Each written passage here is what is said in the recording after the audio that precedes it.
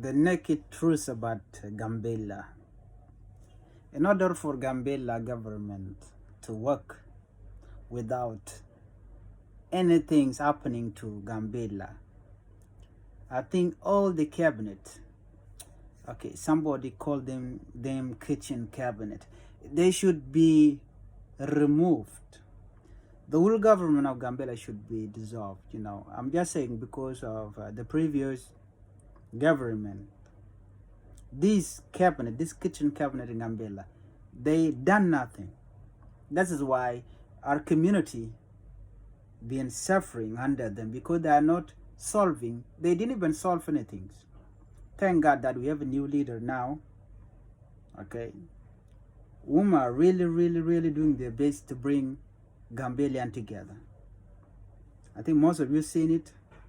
Youths come together from Anuak, from Nur, from the other tribe, all of them together, dancing, shouting for peace and all that.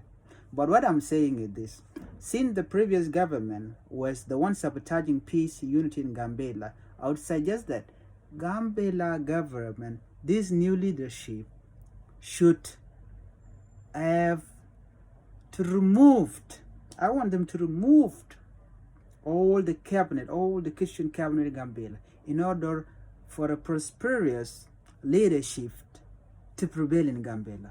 Otherwise, these are the same people that will sabotage these new leaders, because they already sabotaged the previous leadership of Omod Julu and Tenkwe Joak.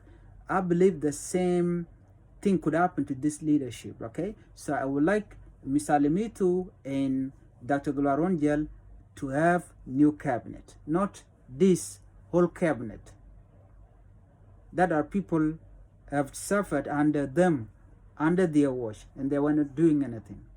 Please do something about this.